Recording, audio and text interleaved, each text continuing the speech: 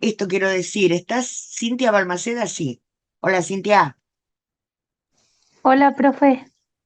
Bueno, para Cintia y para todos, el asunto este que estaban reclamando y con razón, las clases grabadas. Dos cosas les digo a todos. Una, que parece que en 6 días, cada vez más pronto, las eliminan porque no hay espacio. Hay más profesores que antes que dan clases virtuales y bueno, no alcanza el espacio en la nube, en definitiva. Pero ya me pasaron una forma, unos formularios de Google para solicitar. Yo, cuando termina cada clase, primero, si ustedes no ven que está grabando, recuérdenme, así las grabamos, eso primero. Estoy grabando. Segundo, cuando termina cada clase yo la solicito y bueno, en unos días me mandan el enlace y se los reenvío. Eso por un lado. Pero por ejemplo, Cintia, que estabas queriendo ver algún tema en especial, Sí, profe. que faltaste, bueno, o que lo quieren repasar, lo que sea. Todos saben que hay una lista de reproducción en YouTube de clases de años anteriores, clases nuestras, clases mías. ¿Lo saben a eso? Yo les he mandado algunas. Así que si quieren, después me recuerdan y yo les mando la lista completa, por las dudas que haya algún inconveniente este año. ¿Ok? Genial, profe. Sí, sí. Después también tendrán las de este año, pero bueno, repetimos lo mismo. A lo mejor no en las mismas clases se dan los mismos temas por una cuestión de tiempo. Bueno, y ahí vamos. Participantes y compartimos. Y el otro día, a ver, habíamos quedado en aquí, si yo no me equivoco, ¿verdad? Mm. Sí, profe, ahí quedamos. Bueno, hagamos un repasito muy rápido. ¿Qué dimos en la clase pasada? Bueno, dimos, a ver, ¿alguien tiene ganas de hacerlo o no? Temas, acá, temas. Eh, Retomamos de la clase anterior, lucha, de patricios y plebeyos, las demandas, que son 5, y las consecuencias. Cómo se resuelve cada tema o cada problema. Vimos que una de las demandas importantes es el derecho escrito y la ley de las 12 tablas, que es un tema aparte, ¿sí? Entonces, saber qué es la ley de las 12 tablas, eh, qué temas trata, cuáles son sus características y cuál, sobre todo, cuál es la importancia para el derecho romano de este momento histórico y del futuro, de los periodos siguientes. Después, magistraturas, que es otro de los temas que deriva de las demandas plebeyas, ¿verdad? Porque esto deriva de el acceso a los cargos públicos. Y decíamos que a partir de ahí van lenta y paulatinamente, y después de un proceso de negociación entre los patricios y plebeyos en el marco de la lucha, surgiendo una a una todas las magistraturas. ¿Qué había que saber de magistratura? Bueno, ¿cuáles son? Hay algunas, empezando por el cónsul, en orden descendente, de las más a las menos importantes. Y después, cómo se clasifican, ¿Mm? ¿Cuáles son sus características, que son 6, son 4 los modos de clasificación, y de esta manera habría que estudiar, recordando, para eso están los cuadros. Y los requisitos del cursus honorum, porque acceder a magistraturas en Roma implica la carrera de honor o cursus honorum. Luego vimos sujetos de derecho. ¿Qué significa sujeto de derecho? La diferencia entre el concepto de sujeto de derecho actual, no solo en nuestro derecho, los ordenamientos actuales, que todas las personas son sujetos de derecho con más o menos capacidades, pero en general dependen o de alguna cuestión física o alguna enfermedad, o de la edad. Por tanto, la gran diferencia entre el derecho romano y nuestro derecho argentino, nuestro sistema romano continental, ¿cuál era respecto a la capacidad? ¿Alguien lo quiere decir? Para refrescar ideas.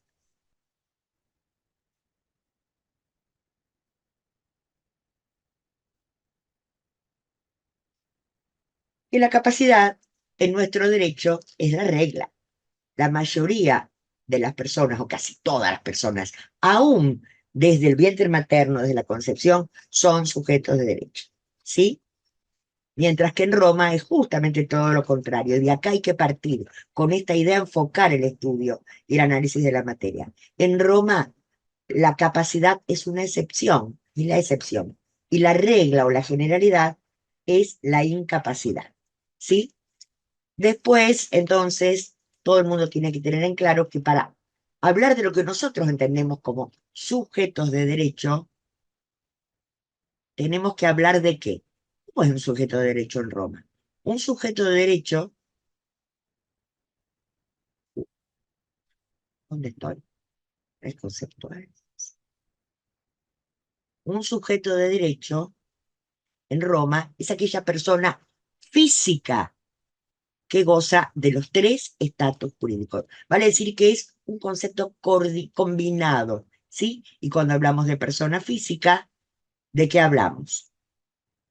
Estamos hablando de que tiene que tener para el derecho romano nacimiento, que implica total desprendimiento del seno materno, primer requisito. Segundo, vida, y de ahí venía el concepto de viabilidad, que vimos cuánto era el tiempo de parto perfecto, y que en Roma, obviamente, es diferente en nuestro derecho, el tema de la viabilidad o de la expectativa de vida de esa persona que ha nacido. Y forma humana, requisitos que no están todos como este, y este que se ha modificado en nuestro derecho.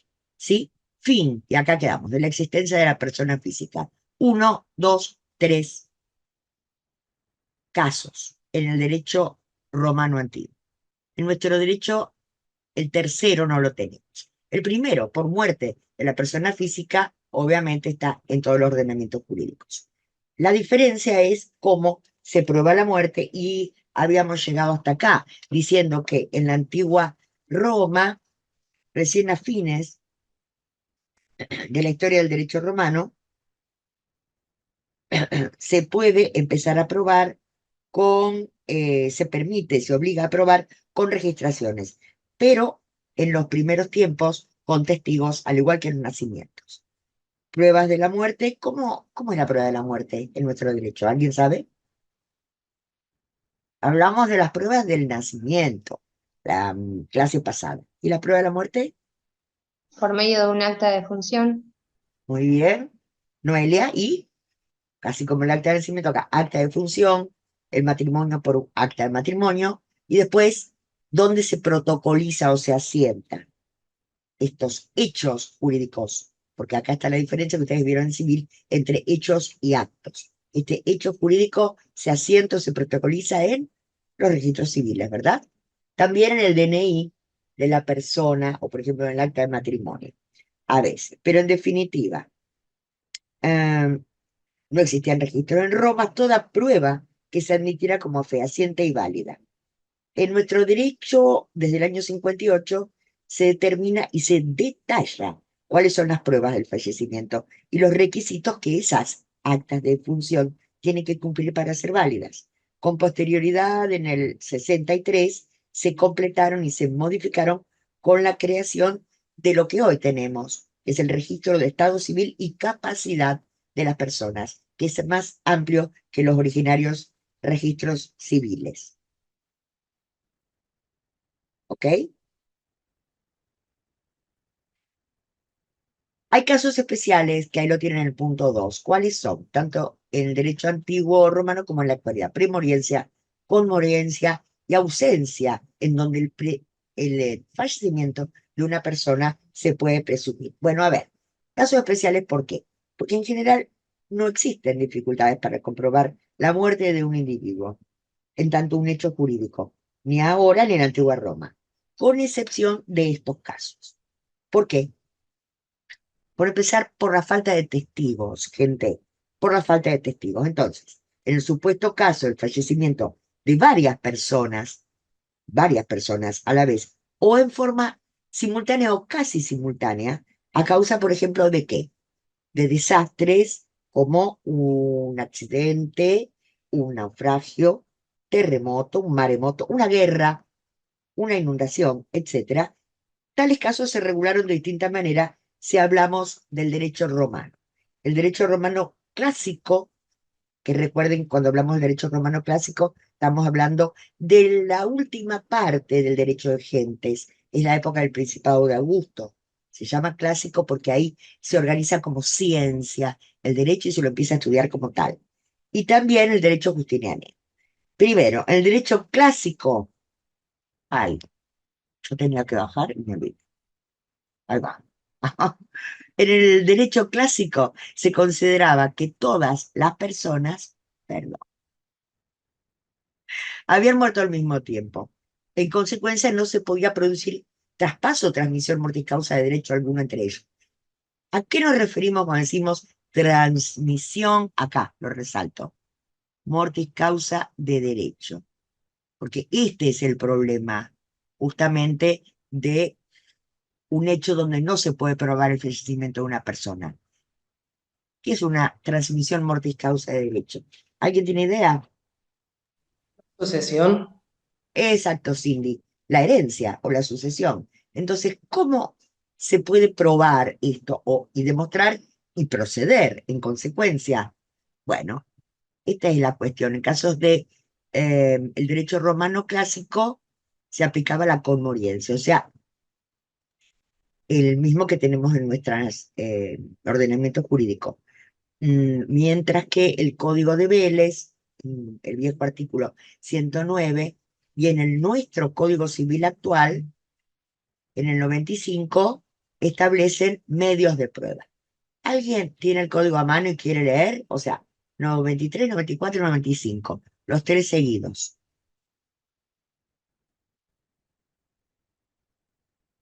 Agustín, no te quiero incomodar, pero vos siempre lo tenés. Te pregunto, si lo tenés y querés. ¿Está Agustín? No está. Bueno, ¿nadie lo tiene por ahí? Yo no tengo el código, profe. Ay, lo lees, por favor, Noelia, esos tres artículos. No, no, que no lo tengo. Por eso no lo puedo leer. Ah, Y bueno. yo lo estaba buscando y no lo tengo, profe. Bueno, Yo lo tengo, profe. ¿querés leer? Vale. Sí. Artículo 93, principio general, la existencia de la persona humana termina por su muerte. Ahí está. Sí. 90, 93, sí. 4 horas. Dale. Comprobación de la muerte. La comprobación de la muerte queda sujeta a los estándares médicos aceptados, aplicándose la legislación especial en el caso de ablación de órganos del cadáver. Claro, a eso hay que tenerlo en cuenta, ¿verdad? Y ahí terminó, 94. Sí, ahí termina. ¿Y el 95? Se presume que mueren al mismo tiempo las personas que perecen en un desastre común o en cualquier otra circunstancia, si no puede determinarse lo contrario.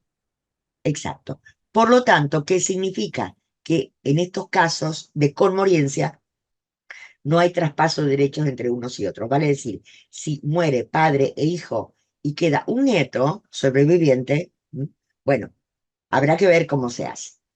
Entonces, en el derecho justinaneo, recuerden que estamos hablando del último periodo de la historia del derecho romano, estamos hablando del derecho romano-helénico. Acá se mantiene este sistema, ¿no? De conmoriencia o presunción de simultaneidad de muertes, pero para casos generales. En cambio, en determinados casos particulares se establece el principio de premoriencia. Premoriencia. ¿Qué significa esto? Cuando personas de una misma familia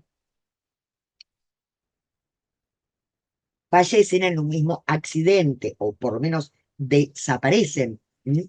En una misma guerra, en una misma batalla, en un mismo eh, accidente fluvial, un maremoto. Entonces, acá él establece el Justiniano basado en las escuelas doctrinarias, ¿verdad? La diferencia basado en la diferente resistencia física de cada individuo, de acuerdo a su edad.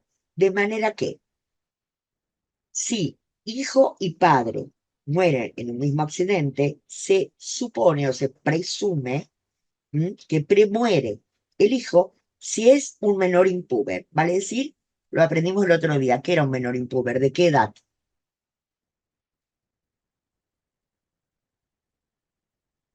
Impúber, pubertad. ¿Un menor de 14? Perfecto, Valentina. Y si es una chica, una niña, tiene que tener menos de Menos de 12. 12. Menos de 2. Ahí vamos enganchando. Y que por el contrario, si es al revés, el hijo sobrevive al padre, aunque sea por unos minutos, si es mayor de 14 años o si es una niña mayor de 12. ¿Mm? Ojo que esta para los romanos es una presunción iuris tantum. ¿Escucharon ese término? Iuris tantum, ¿o no? Lo escribo por acá. ¿No lo escucharon nunca o lo van a escuchar ahora? Y lo van a escuchar muchas veces en la, Yo lo he en la... escuchado, pero no sé qué significa, profe. Significa una presunción que puede estar sujeta a prueba en contrario. Iuris tantum. Ahí va. Así, y lo rescato acá. ¿Sí lo tienen? Iuris tantum es, a diferencia de la presunción iure et de iure, que también se las pongo,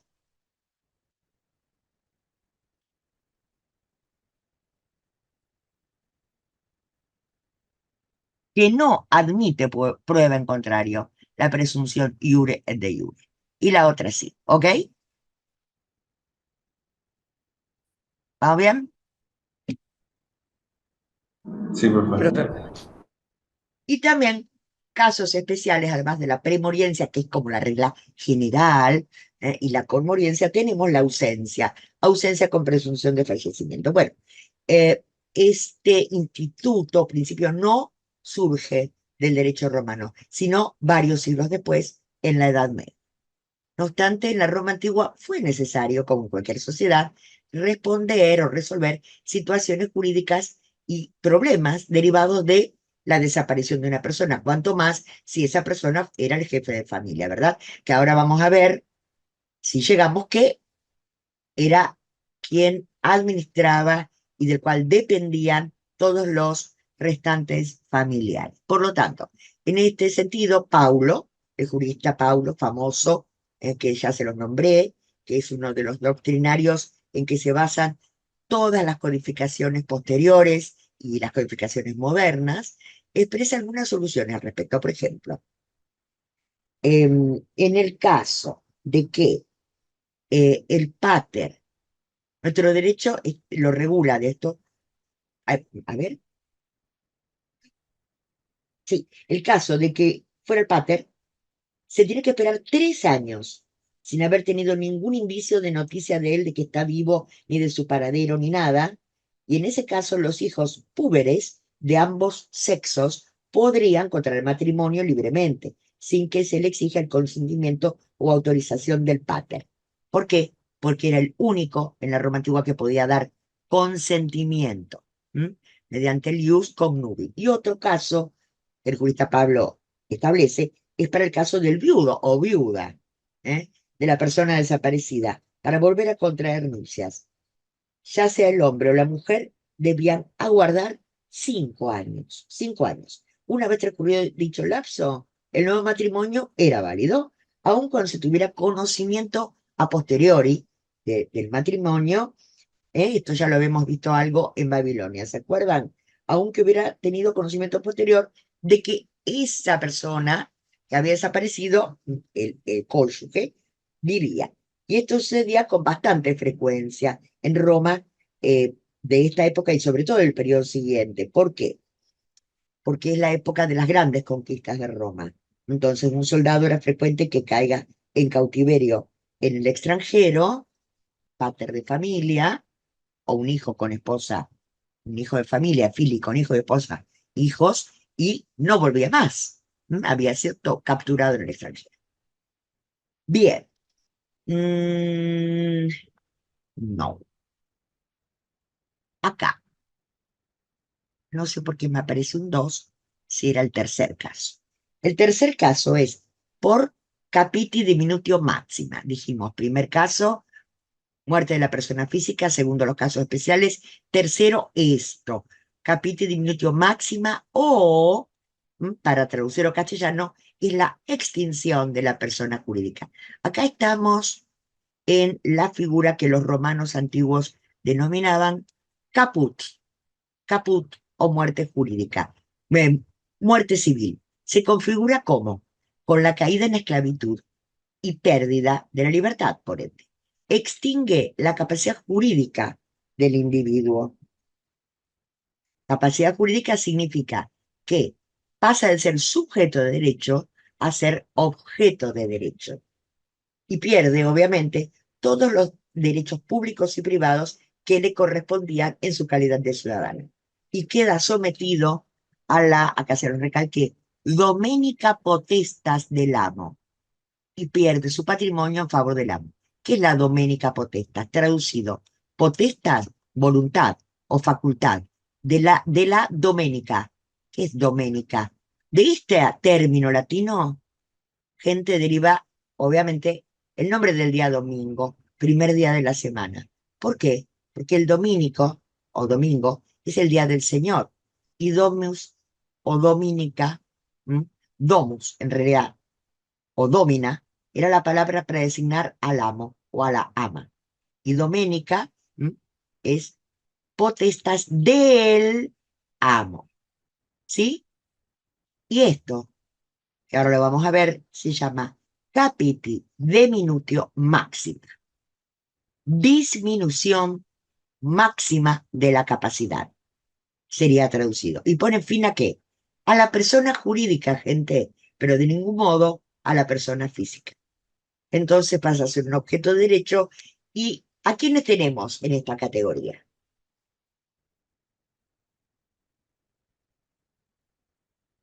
¿Quiénes son? Lo dice más arriba. Los esclavos. Son los esclavos, claro que sí, Valentina. Pero ojo acá, lo resaltamos, destacamos muchas veces, ya desde el principio lo de Babilonia, hebreo, lo venimos diciendo, lo vamos a seguir diciendo acá. ¿Qué tipos de esclavos?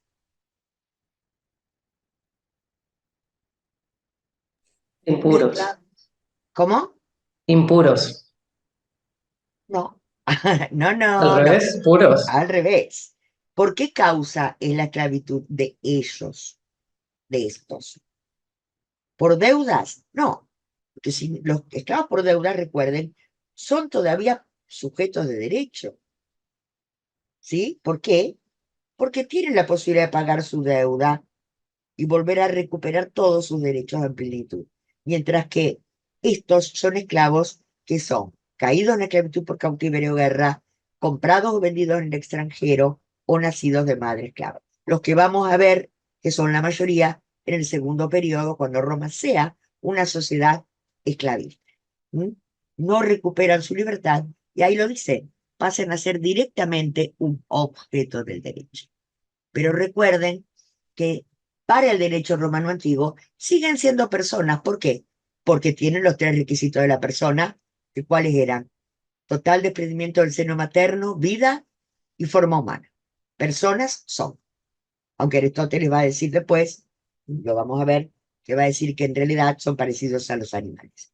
Son personas. Lo que no son es sujetos de derecho, porque no gozan de ninguno de los tres estatus. Al perder la esclavitud, se produce esto. Al perder la libertad, perdón, se produce esto. Esto, capiti diminutio máxima, amíguense con los términos en latín, que es lo que se va a pedir en los exámenes. Al perder esto, caen y pierden todas las otras capacidades o capiti. La media, que es la ciudadanía, y la mínima, que es la de familia. ¿Preguntas? ¿Se entendió? ¿No se entendió?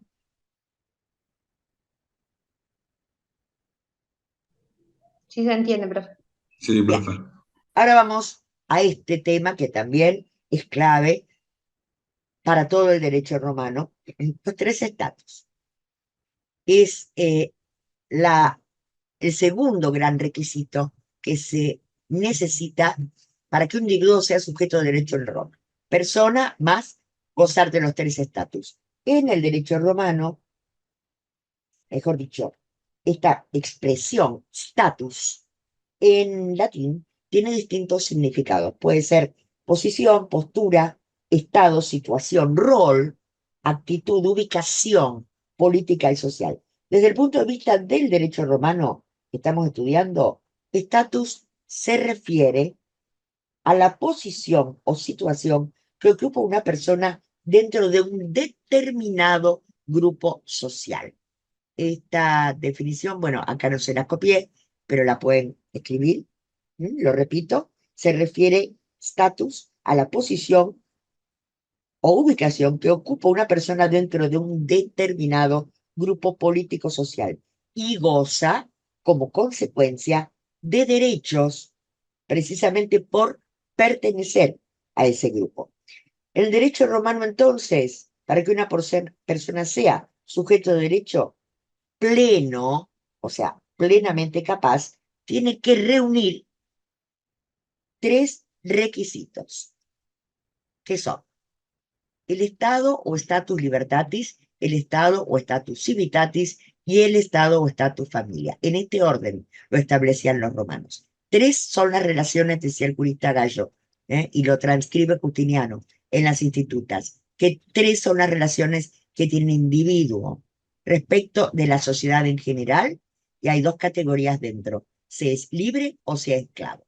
Respecto del Estado y de la civitas o ciudadanía, hay dos grandes categorías, se es ciudadano o se es no ciudadano. Y acá, ojo, porque tienen distintos tipos de limitaciones o de derechos de acuerdo a la categoría a la que pertenecen, porque la ciudadanía romana, sobre todo en los primeros tiempos, como vimos, era absolutamente restricta o restringida.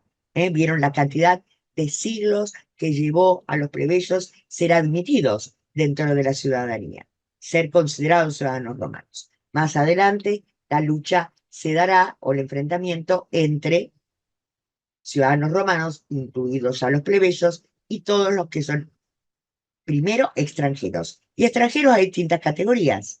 Los más vecinos, los más cercanos, los latinos, los extranjeros en sí, a los cuales el derecho romano les otorga este nombre, peregrinos, y los enemigos u hostiles. De ahí viene la palabra hostilidad. Hostes significa enemigo en latín, y de ahí viene hostilidad u hostiles. Último escalón de los estatus, el perteneciente a la familia. Hay dos grandes grupos, uno es el sui iuris, o pater familia o jefe de la gens, y por otro lado, un grupo de parientes a los que el derecho romano antiguo llama agnados, amigarse con este término, agnados, ahora vamos a ver qué es, parientes o agnados que son dependientes del jefe de familia. Hay un solo pater o sui iuris, que es la cúspide, cabeza de la familia, y hay una, dos, tres, cuatro, cinco categorías de parientes, agnados o alieni iuri, que son los hijos de familia, fili familia latín, los adrogados, los adoptados, sujetos todos a esta potestad del pater. Patria potestad, igual que en la actualidad, y de ahí tomamos, por supuesto, el instituto.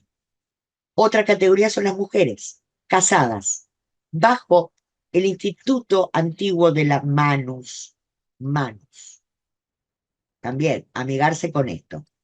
Y están sujetas a esta potestad, que se llama manus maritalis. Ni siquiera del marido. La manus maritalis la tiene el jefe de familia. Y controla de ese modo no solo a su esposa, sino que tiene sujeta bajo su manos a las esposas de sus filis, de sus nietos y bisnietos, si los hubiera. ¿Estamos bien? Sí, profe. Tercera categoría, personas in causa mancipi. En causa de mancipi, mancipi quiere decir compraventa. Noxa o nexi. Se está poniendo intenso esto con tantos términos en latín, ¿no? ¿Sí o Sí, no? profe. Me asustó Sí. bastante. No te asustes, no, Noelia. No, Noelia. Piensen siempre que todo el mundo para ser abogado estudió esto y más. Esto es una síntesis para darles algún consuelo. Entonces, personas in causa mancipi, clientes, cuarta categoría, sujetos al patronato. Esto ya lo conocemos. Cuando hablamos de que la sociedad romana en los inicios era una dualidad y teníamos a los patricios con sus clientes, que son estos. Y lo que hay que diferenciar es qué poder ejerce el pater sobre cada uno de los grupos de parientes. Acá es el patronato. ¿Por qué? Porque no son hijos, no son mujeres sujetas a las manos maritales, no son personas que han sido compradas por el pater por causa mancipi. Y por último, los que nombramos recién, los esclavos, sujetos, como dijimos recién, a esta potestad, porque cada una de las potestades implicaba derechos y obligaciones diferentes. ¿Dudas? Profe, yo le quería preguntar qué significaba adrogados. Ahora lo vamos a ver con detalle, pero lo vamos contestando. Sí, no hay problema. La Profe, me quedó una... drogación, Lo, sí. Noxa y Nexi, ¿qué eran? Bueno, ahora lo vemos también. Yo no los quería abrumar con tanto, porque después lo vemos de nuevo. Pero se los cuento rapidito. Ah, bueno. Sí. Dentro de la patria potestad, vamos, la pregunta es Cintia. Dentro de la patria potestad y considerados como hijos están los que nacen por nacimiento natural dentro de la familia y los adoptados, que son menores varones, como hubo en todas las sociedades antiguas y hay en la actualidad. ¿Sí? Adrogación es una institución que existió en Roma y creo que en ninguna otra de las sociedades. Es una especie de adopción, con la diferencia de que a quienes se adopta y pasan a ser como filifamilia son jefes de familia, son adultos, vale decir, que por algún motivo han perdido o no pueden seguir sosteniendo su gens o su familia. Eso era para Cintia, ¿está?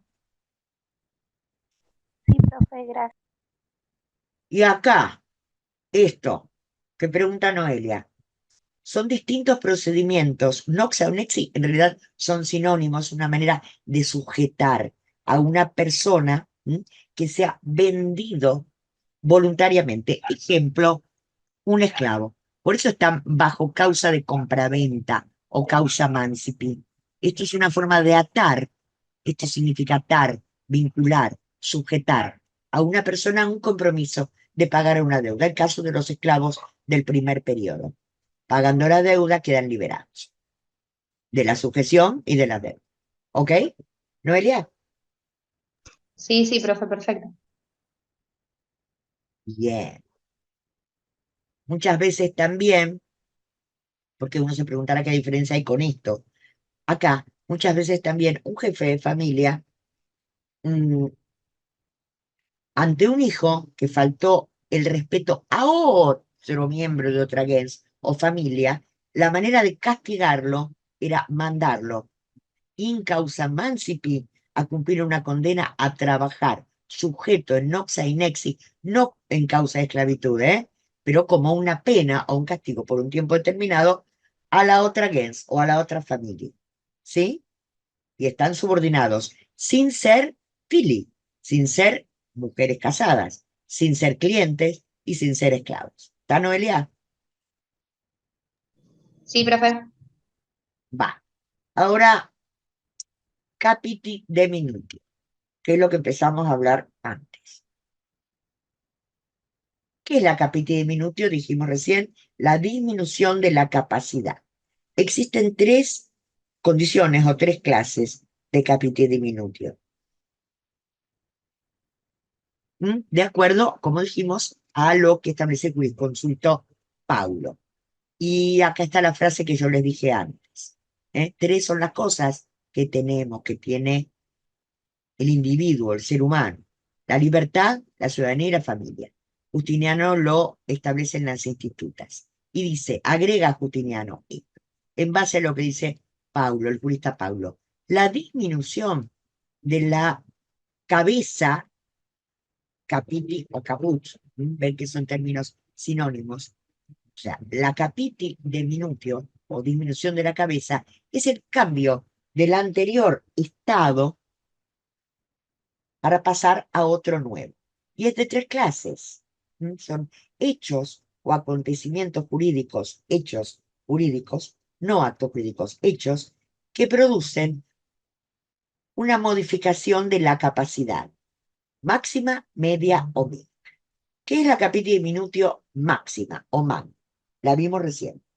Es la pérdida de libertad, lo que generaba la muerte civil, el caput, y es la caída del hombre libre en esclavo, vale decir, se transforma en esclavo.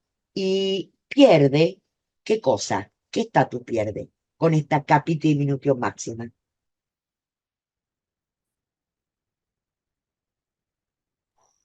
La Pierde libertad. los otros dos estados, ¿Cuál pierde? los otros dos, el civil y de la familia. Y yo diría que los tres. Primero pierde el estatus libertatis. Y eso acarrea la pérdida de los otros dos. ¿Ok?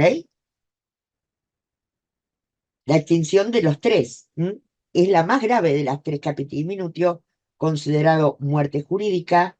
Y lo que dijimos, si bien considerados son personas todavía, pero quedan sometidas a la doménica potestas de la segunda clase de capiti diminutio. Esta, la capiti diminutio media o minor, se llama también. ¿Qué es lo que pierde? La condición de ciudadano, ojo, pero sigue siendo libre, no pierde la libertad. Es un ciudadano que deja de serlo simplemente, pero pasa a gozar del ius gentium, que ya está empezando a aparecer en este periodo. Era el ius gentium. ¿Se acuerdan que era un derecho más amplio? El derecho de todos, no el derecho quiritario cerrado.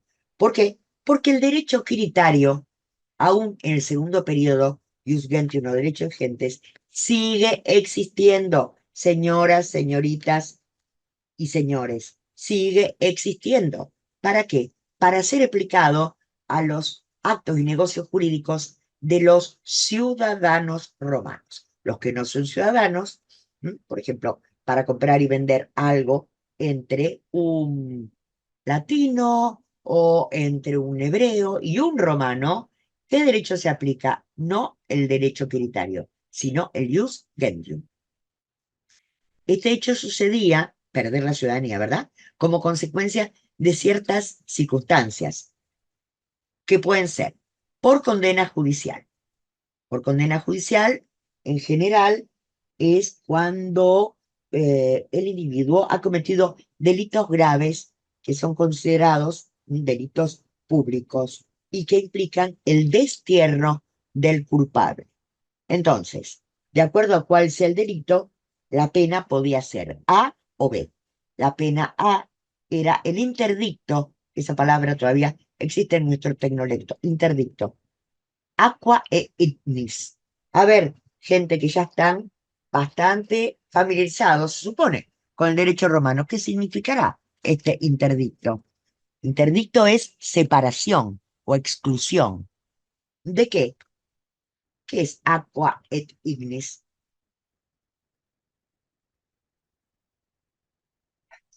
Del agua y del fuego. Muy bien, Valentina, obvio, ¿no? Es fácil el latín.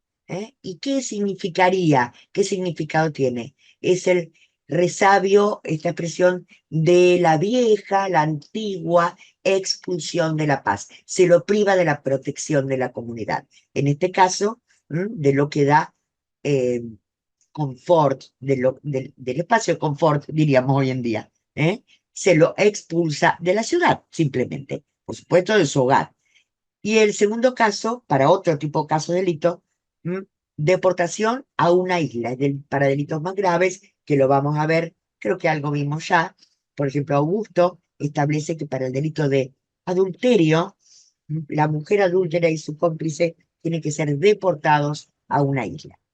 Otra circunstancia por la cual se puede perder la ciudadanía es que lo abandone por propia voluntad a la ciudadanía. Eso significa motu propio. En latín esta expresión también la tenemos en la actualidad y significa por propia voluntad. ¿Sí?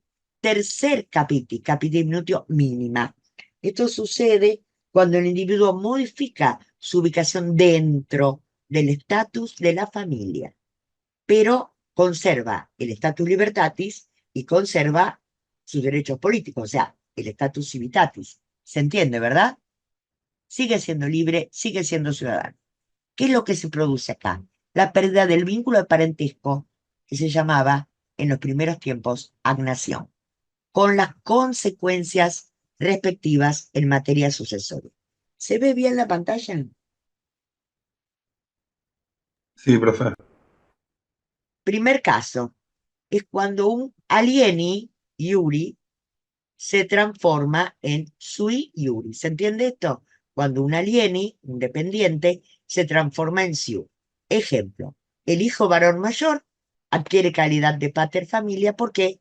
Porque por el derecho romano antiguo, al morir el pater familia, era el hijo varón mayor que pasaba a ser el nuevo pater. ¿Ahí qué hay? Un aumento de la capacidad jurídica. ¿Mm? Un aumento.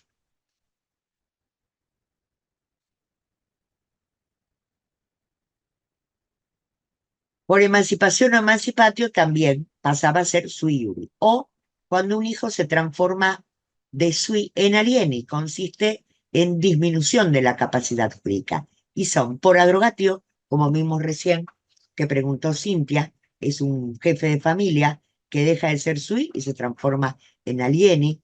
Y es tan grave esto, porque se pierde una gens, una familia, que hay que acudir para pedir autorización, una familia, un culto, un patrimonio, se pierde. Hay que acudir al comicio, comitia calati. ¿Alguien se acuerda de esta expresión? Que la vimos al inicio de las instituciones. Y acá vuelvo a repetir, prestar atención a todos los términos, que parece difícil, pero siempre se vinculan entre sí. Todos los temas de Roma. In comitia calati. ¿Qué era eso?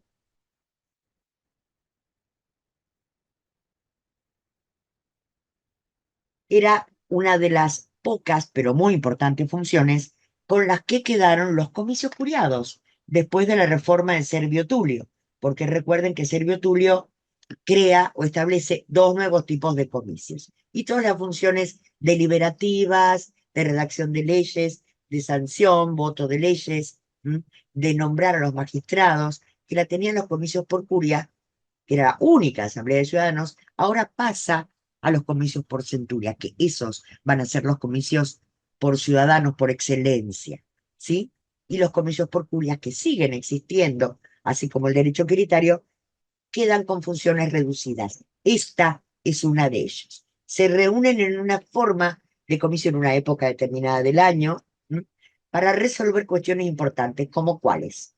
Permitir esto, las adrogaciones, y también permitir algo que era muy poco usual en la Roma antigua, que era que el pater pudiera hacer un testamento.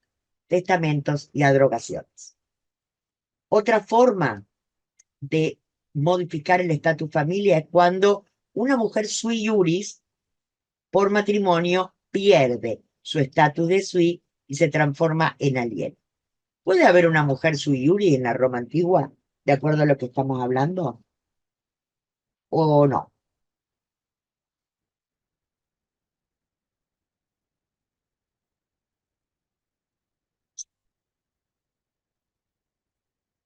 Ahora hablamos de el único sui iuris era el pater familia, el jefe de familia, pero podían darse casos en donde la mujer, única hija de ese pater, muerto el padre y muerta la madre, ¿no?, haya quedado como una única descendiente de la familia, o la viuda, ¿m?, con hijos menores, a la cual es llamada, denominada mater familia, con derechos mucho más reducidos. Pero en general, como en todas las sociedades antiguas, se tendía a que vuelvan a casarse, sobre todo si eran jóvenes por el tema de la procreación. Por tanto, si bien durante un tiempo puede ser sui iuris, con derechos limitados, no puede administrar, puede disponer del patrimonio, puede administrarlo solamente, puede controlar a los sirvientes y a los esclavos, pero de ningún modo puede realizar actos jurídicos válidos, importantes para la familia. Por ejemplo, autorizar al casamiento de los hijos, solamente los hombres. Por lo tanto, se tiene que casar. Tercera forma de que se pueda modificar el estatus familia y simplemente por adopción de un filifamilia. Acá no hay ni aumento ni disminución. ¿Por qué? Porque es un filifamilia que era alieni iuri en su familia biológica o de origen y pasa en la misma condición a la familia del adoptante.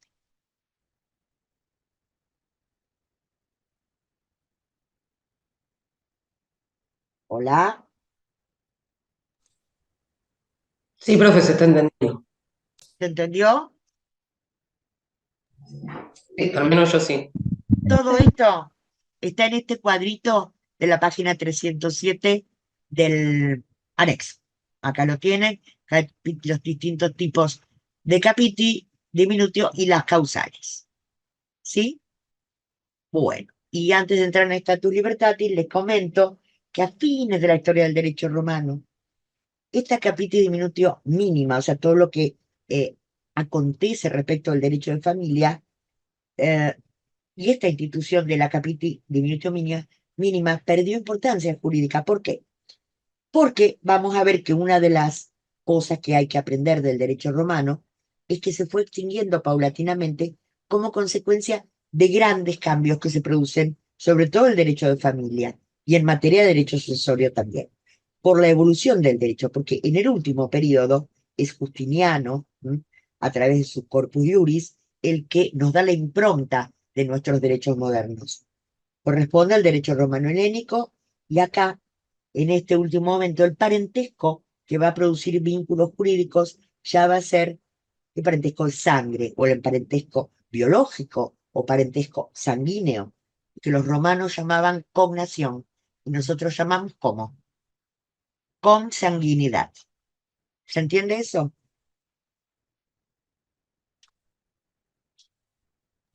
Sí, profe.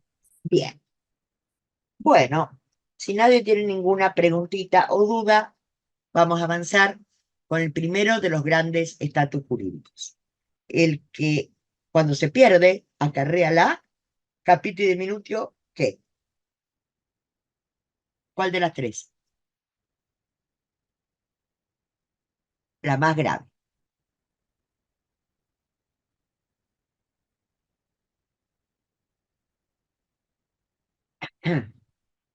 Hola, Máxima puede ser. Sí, profe. Máxima seguro, muy bien, ambos. Álvaro y Jorgelina, ¿eh? No, Angelina.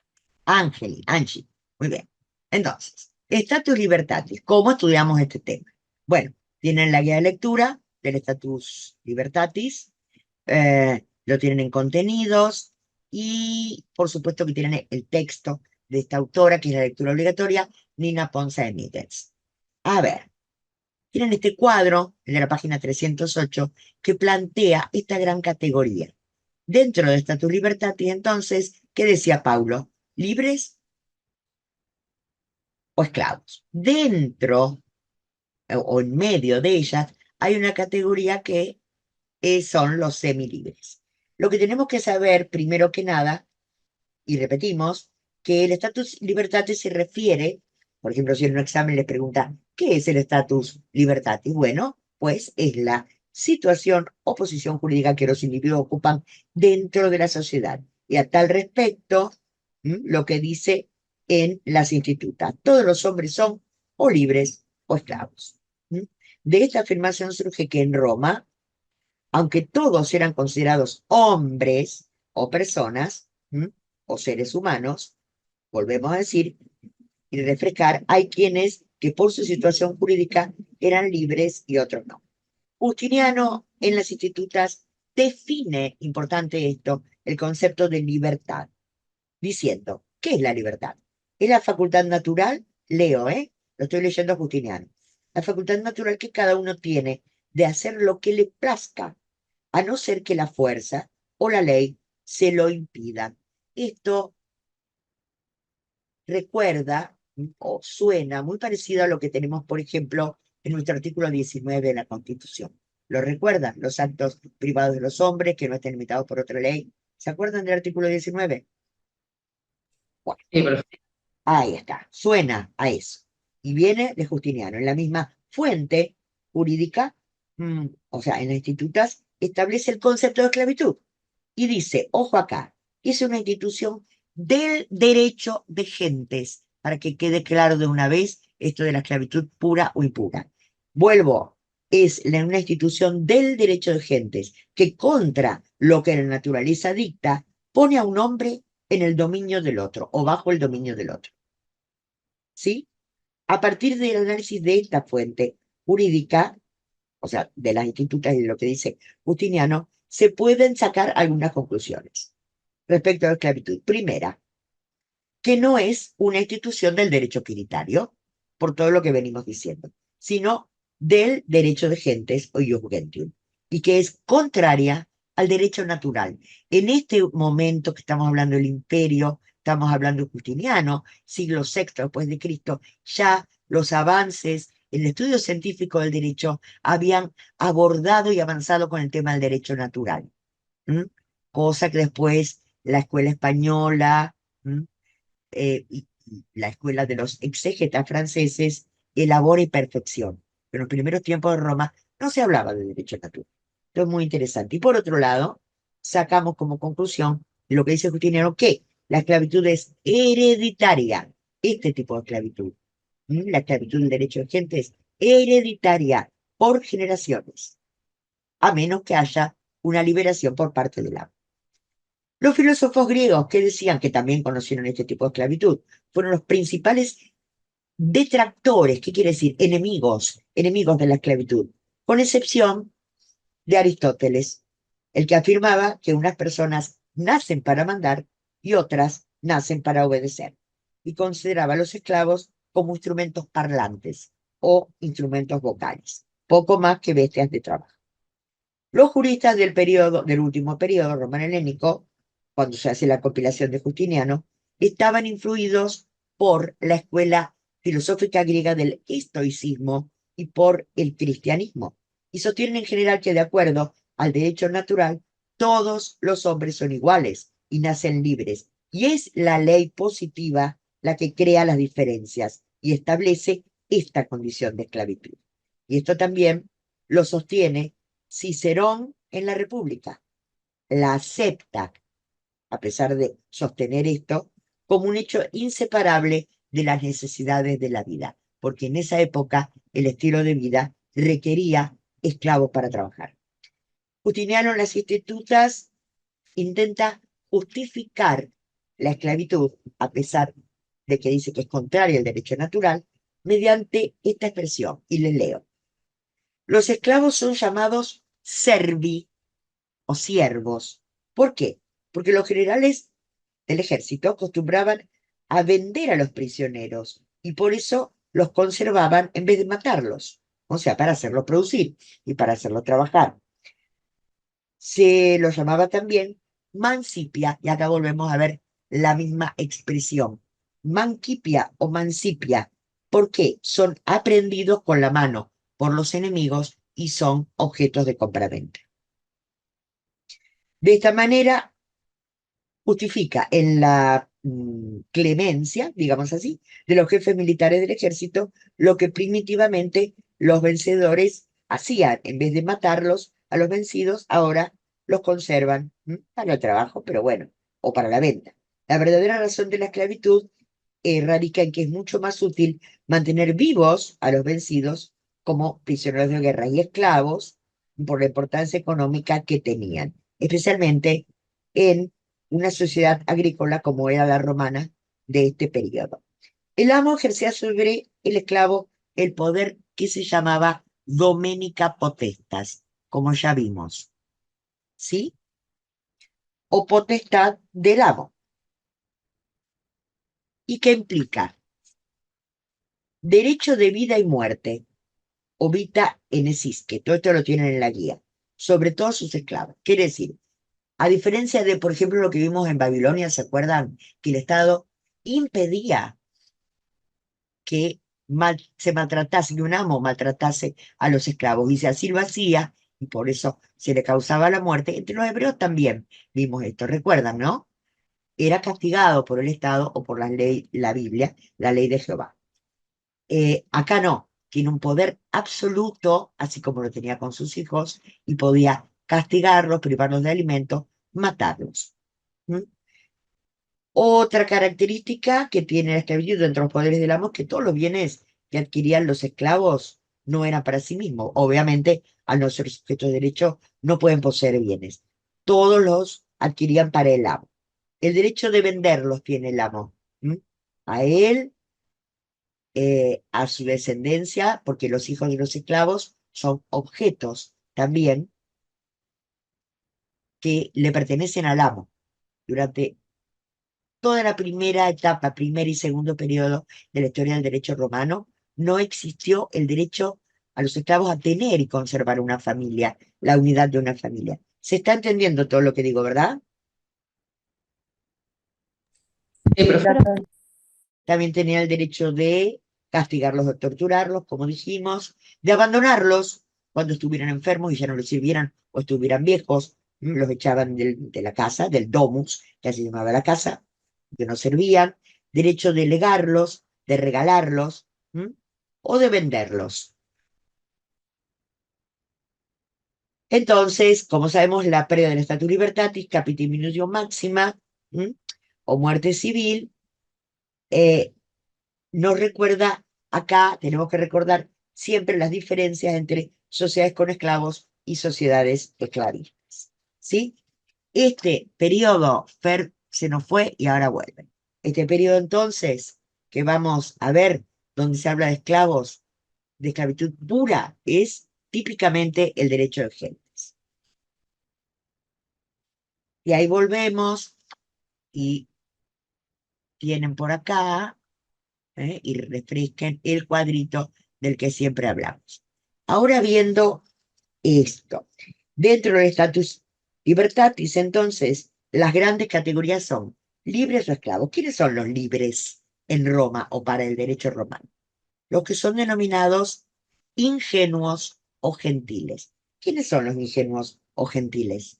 Básicamente, la nobleza patricia, los miembros de la nobleza patricia. ¿Por qué? Porque así se denomina a las personas de alcurnia o de prosapia que han nacido libres y lo seguían siendo, pudiendo remontarse en una línea ascendente de antepasados varones y no encontrar en esa línea ascendente nadie que hubiera sido esclavo o manumitido, o caído en alguna capilla diminuta.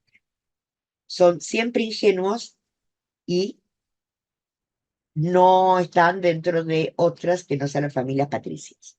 Los libertos, la otra categoría, ¿quiénes son? O quiénes eran, mejor dicho, ex esclavos, obviamente.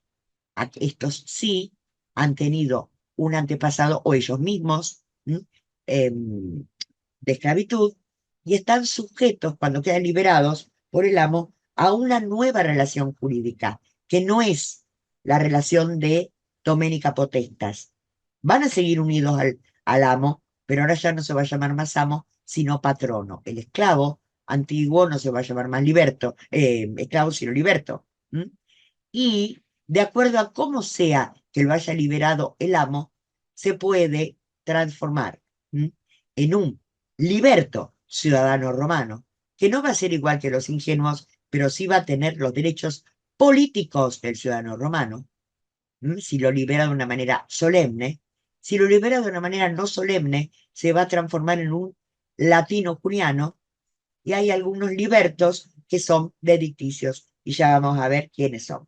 Una vez que queda liberado, pero sujeto al patronato, ya sea que viva como era lo general, se quedaba viviendo dentro de la gens, dentro de la familia. Piensen que formaban parte de la familia, habían nacido ahí y no conocían otra cosa. Tampoco existía en estos tiempos en Roma ni en ninguna sociedad de la antigüedad un mercado de trabajo como para liberarse e irse a otro lado, salvo en algunos casos. Mudarse de ciudad, digo, hacer su patrimonio, salvo algunos casos excepcionales. Por tanto, los deberes del liberto son ópera, bona y obsequium. Ópera es realizar obras, que eso significa ópera. Esto también lo tenemos en nuestro vocabulario, hasta en las galletitas ópera lo tenemos, y en la ópera musical. pero ópera significa obra, realizar trabajos que les encomiendo y les pida el patrono. Bona, que los bona o bienes, eso significa bona, de este liberto, cuando él muere, si no tuvo descendencia, pasan al patrono. Y obsequium es el respeto, el homenaje, la lealtad, en definitiva, y fidelidad que siempre le debe, por el cual va a estar unido, ese liberto al patrono y a su descendencia. Esto lo vamos a ver después, o lo leen ustedes, y los esclavos. ¿Quiénes son esclavos? Según las institutas de Gallo, volvemos a poner acá, quienes han sido sometidos a la muerte civil o caput, que se denomina captividad minuto máxima. Lo que tenemos que ver acá, y que es importante, porque se pide siempre en los exámenes, ¿cuáles son las causas, fuentes u origen de la esclavitud? Tenemos tres tipos de causas, de acuerdo a los distintos periodos de Roma. En general, por nacimiento de madre esclava, siempre. Por derecho de gentes, hay dos causales, que es lo que venimos diciendo al principio, básicas. Haber caído como prisionero de guerra y ser comprado o vendido en el extranjero, o por ser peregrinos o extranjeros que no tienen tratado de paz con Roma y entran en Roma. La condena por entrar en Roma, porque les está prohibido al no tener tratado de paz, es caer automáticamente en esclavitud. Cuando hablamos del derecho civil es sinónimo de derecho quiritario. Las causas, que son todas estas, vamos a ver que tienen que ver más que nada con incumplimiento de deberes del ciudadano. Por ejemplo, un ciudadano romano en el derecho quiritario, recuerden, el derecho quiritario había pocos esclavos mercancías, pero pueden caer en esclavitud, y esto sí como condena, por ser un infrequens o infrequens. ¿Qué es el infrequens? El infrequens era aquel ciudadano, varón, por supuesto, de 17 años que incumple con el llamamiento del magistrado para cumplir el deber público del servicio militar. ¿Se acuerdan que decíamos que era una obligación? 10 años duraba, de 17 a 27. Entonces todos tenían que acudir, y si no lo hacían, porque era exigible al tener mayoría de edad, caían en la esclavitud con esta denominación. El incensus es aquel ciudadano romano, este es fácil, que eran penalizados porque no fueron a declarar en el censo. Ese censo de ciudadanos que le permitió, por ejemplo, a Servio Tulio, quien hizo el primer censo, dividir o clasificar a la población ¿en qué? En grupos, en categorías, para darle el derecho de ciudadanía. Porque en base a estos censos se iban modificando, podían ascender o descender de categoría. Otra obligación de los ciudadanos es pagar impuestos, antes y ahora, ¿no? Bueno, quien no pagaba impuestos estaban un poco peor que nosotros porque caía en esclavitud, aquel ciudadano que no paga impuestos. El abandono nupcial era decretado por el Senado, porque el Senado era quien cuidaba la moral, la ética y las buenas costumbres de los ciudadanos. Y se expulsaba al culpable de un delito grave contra el Estado, contra el orden público, se lo expulsaba al extranjero. También esto es un resabio de la expulsión de la paz. Esto vendrían a ser los casos que dijimos antes del interdicto de agua e ignis. Estos serían los casos. Abandono nupcial es que se desprende de un miembro, significa. Los desertores del ejército, que no es lo mismo que el infrequens, porque acá es servicio militar dentro de Roma, y este es un soldado, ya voluntario, por supuesto, ciudadano romano, tenía el deber de cumplir con el ejército, y por miedo o por traición lo abandona. Pierde la ciudadanía automáticamente. El deudor insolvente, vendido transtiber. ¿Quién es este? Lo leímos la semana pasada, la clase pasada, en las 12 tablas. ¿Quién es? Un deudor insolvente es un deudor que no puede pagar. Profe, ese no es el caso en el que el acreedor lo vende al Claro. extranjero, digamos, pasando el Tíber. Exacto, es lo que vos leíste, Álvaro. No antes de eso, porque antes está en Roma, con el acreedor encadenado en la casa. ¿Se acuerdan? Esos 60 días que lo tiene que tener en la casa, es poner su deuda, buscar un garante, se les da ciertas garantías. Pero vencido el plazo de 60 días, chao. ¿Mm? Lo llevan a la otra margen, al límite de Roma, y en la otra margen del río Tíber hacen esto. Lo venden Transtiberin. El hijo de familia vendido Transtiber, que vendría a ser lo mismo que el otro. Y esta última figura o causa de que un ciudadano pueda caer en esclavitud en la Roma quiritaria. Son casos muy puntuales y que generaban pocos esclavos. Furtum manifestum. ¿A alguien le suena esto que podría ser? ¿Qué causa sería ahí?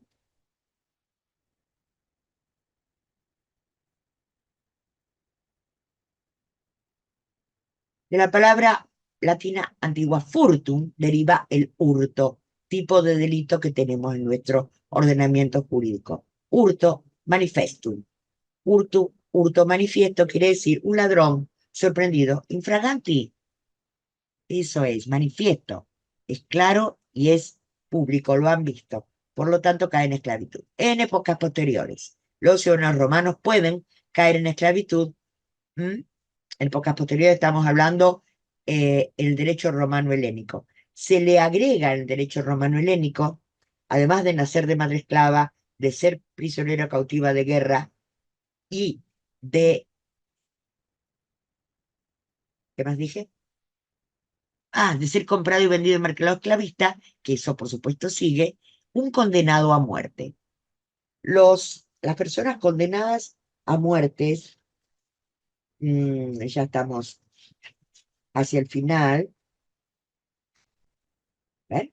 Sí, los condenados a muerte tenían que ejecutar como parte de su condena trabajos forzados en las minas de extracción de metal, o participar en los juegos de circo como los gladiadores, que por eso luchaban a vencer o morir, porque algunos eran separados como gladiadores. Y cuando eran condenados por delitos muy graves, eran condenados a muerte y caían en esclavitud, ni bien se dictaba su sentencia y hasta que se ejecutara la condena. Caso de los crucificados, los que, por ejemplo, cometían algún delito muy grave, caso de Jesús, de Barrabás, por decir casos conocidos de la Biblia. ¿Cuál era el delito al que se lo condenó a Jesucristo? ¿Alguien sabe? Porque fue el Estado romano quien lo condena. Pilatos era el gobernador hebreo, se lava las manos y lo condenan y le aplican la pena del derecho romano, crucifixión. ¿Cuál fue el delito? ¿Alguien tiene idea?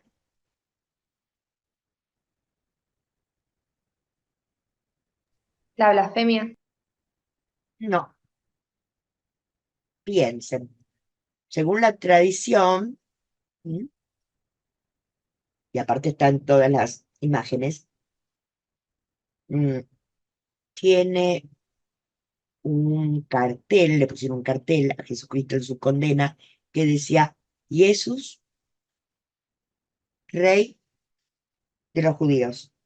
¿Se acuerdan? Sí, profesor. Entonces, ¿qué significa eso? ¿Cuál era el delito real, jurídicamente hablando? Traición al Estado romano, porque el cristianismo en sus orígenes, y por eso fue condenado, era atentar contra las bases no solamente del Estado romano, sino de toda su ideología, al proclamar la igualdad de todos, estaba proclamando que los esclavos son iguales a los amos. Y esto era inadmisible, y era considerado subversivo, como mínimo subversivo, para el Estado romano. Esa fue la condena. Traición a la patria. Entonces, pena gravísima. Eh, condenados a penas infamantes, los que estaban condenados no a muerte, pero a penas de por vida, por ejemplo, una reclusión a trabajar en las minas, eh, tenían también, caen en esclavitud inmediatamente. Connivencia fraudulenta quiere decir cuando hay una convivencia, un acuerdo, ¿m? Un convenio, de dos personas libres que simulan, que uno es esclavo y lo venden, pero en fraude del comprador, porque en realidad es un libre, después se reparten el dinero. Eso es un fraude para el tercero buena fe que lo compra. Por lo tanto, la condena para las dos personas que participan, el que hace que es el amo y lo vende y el que simula que es esclavo, la condena es caer los dos en esclavitud. Mujer libre que mantiene relaciones con esclavo ajeno, advertida 3 veces por el amo del esclavo. Esto parece extraño como una causal. ¿Por qué? Porque el amo, los esclavos podían ser objeto de cualquier tipo de tratamiento por parte de los amos y las amas. Pero acá la distinción es que es un esclavo ajeno, ¿sí? Y esa relación, obviamente, no es permitida por el amo del esclavo. La tiene que advertir 3 veces y la mujer a la tercera, si no persiste si no cede en su actitud y persiste, ¿m? Cae en esclavitud. Y esa unión entre dos esclavos se denominaba contuber. Y por último, que no sé si está acá, el caso del liberto ingrato. Liberto, lo nombramos al principio, eran aquellos esclavos liberados por el amo. ¿Qué le debe por el patronato? Dijimos, lealtad, fidelidad a él y a sus hijos, bona, ópera, servicios. Bueno, en aquellos casos que no cumplen con alguna de estas obligaciones del patronato, se lo acusaba de ingratitud ante el magistrado y la pena era volver a caer en esclavitud. ¿Se entendió eso? Sí, profe. Bueno, siendo las 5 de la tarde, y como hay gente que se tiene que retirar, que yo sé que tiene clases, hoy vamos a dejar por acá. ¿Mm? Yo les voy a pedir a todos y a todas, nuevamente, les pido perdón que sea insistente, no es difícil esto, hagan un esfuercito, aunque sea para poder seguir leyendo desde acá. Yo sé que hay mucha gente que está tratando de ponerse al día, pero a ver, no temerle, porque es como una cuestión de tabú casi, es Roma, ¿no es cierto? Para estudiar, ¿o no? ¿O me equivoco? Es como que tienen miedo, ¿puede ser? Sí. Bueno, no tenerle miedo. Es largo, sí, pero es fácil. Léanlo, vayan leyendo los cuadros, ¿eh? Cuadro y el texto de la guía al lado, y lo van visualizando, ¿m? Para ordenar las ideas. Y, perdón, a ver, sí, querido, ¿no me quiere decir algo? Sí. Bueno, gente, ustedes tienen presente que el miércoles próximo es 1 de mayo, por lo tanto no va a haber clases, ¿sabían? Bueno, entonces, sí. El viernes que viene vamos a dar para todos los que puedan estar, ahí sí, vamos a dar clase doble, pues si no, no vamos a terminar más, con Roma, ni con el programa, ni con nada, ¿sí? Así que vamos a estar hasta las 19 horas. Y ya saben que el que no puede quedarse no tiene obligación de asistencia, ¿ok? ¿Alguna preguntita? Profe, Sí. ¿esa que puede grabar, la que va a estar el viernes? Porque yo me tengo que retirar a otra clase. De nuevo, Nair, no te entendí bien, que no te podés quedar a la clase doble, ¿eso decís? Claro, yo puedo estar en la primera hora, pero ya en la otra tengo clases, por eso digo. Si se Por puede eso, grabar. lo sé, lo sé. Y esto de que se puede grabar, esto que les digo, es que probablemente no sea la única clase que vamos a dar doble por motivos de feriados y otros. Y sí, como les dije al principio, vamos a grabar todas las clases. Esta estamos grabando y ya cuando termino ahora, la pido que la suban a YouTube. ¿Eh? Sin ahí. Se van, no se preocupen, ya sé que tienen otras actividades. La obligación es hasta las 17. Bueno, ¿alguna preguntita? ¿Alguien quiere quedarse para hacer consulta después de clase? Estoy acá con ustedes, a disposición. Pero, profe, me voy a tener que retirar.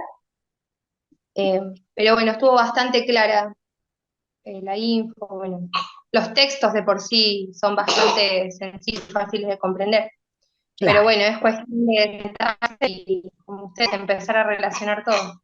empezar a relacionar, tomarlo con alegría, porque después de todo nadie está obligado, sí, se ríen, pero claro, con alegría, yo diría con felicidad.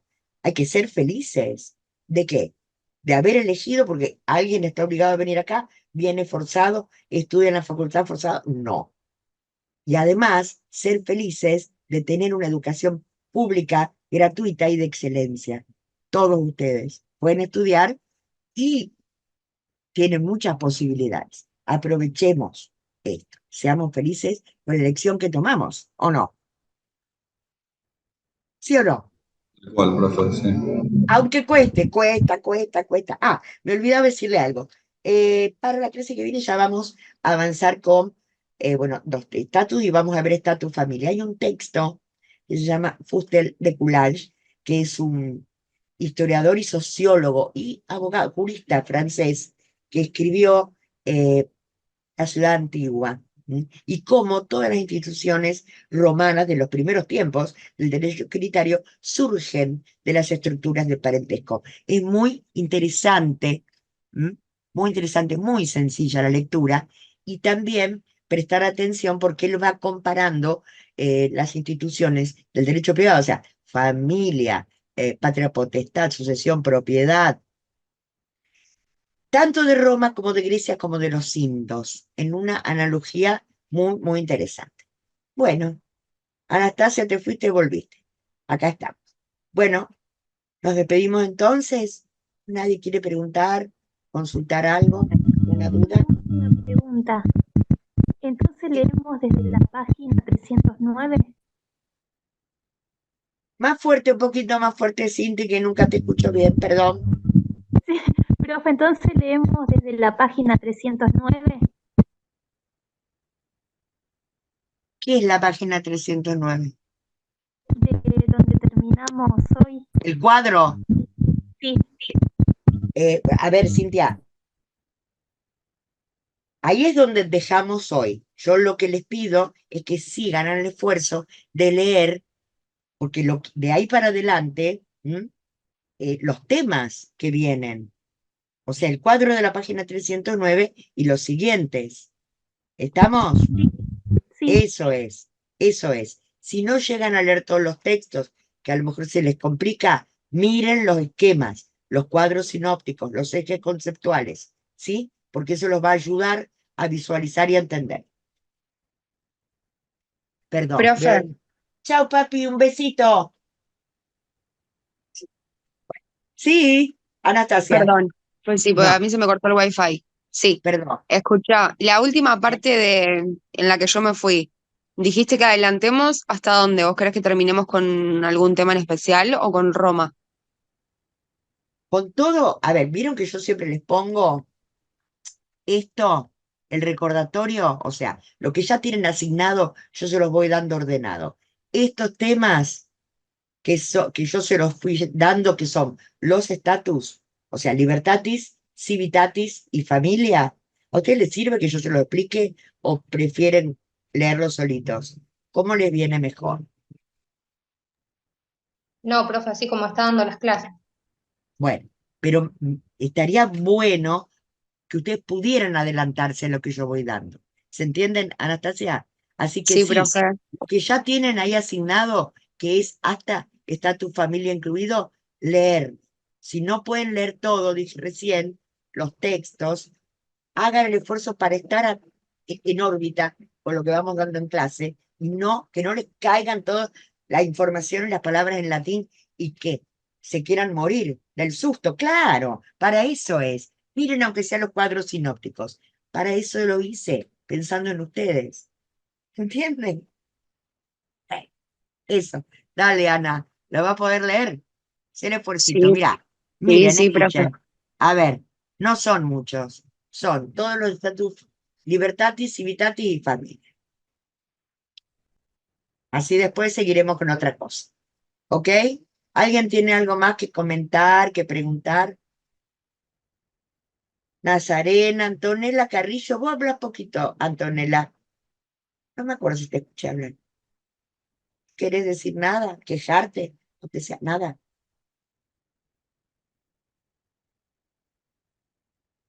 No, Dice que no le funciona el micrófono por el chat. dice eso. Bueno. Vos, Cindy, ¿querés decir algo? No, profe, estamos bien. ¿Estamos bien? Sí. ¿Y Celeste? Todo bien, profe. Bien. ¿Y Fer? Fer, ¿vos te llamás Fernando? ¿O cómo es?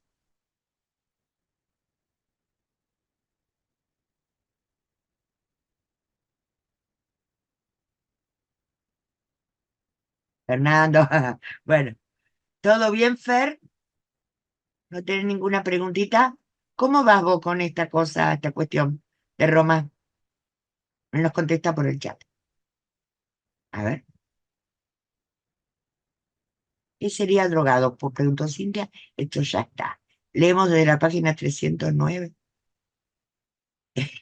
Me quedé con esta preguntita de Cintia porque en realidad todo hay que saberlo. El 309 es una página del anexo. Hay que saberlo entero, si vos querés leer todo, pero yo sugiero, ya que están cursando, ir de a poco. Pues si no, no funciona el mic. Bueno, pero no nos contestó, o sí. No. Bueno, nos vemos el viernes.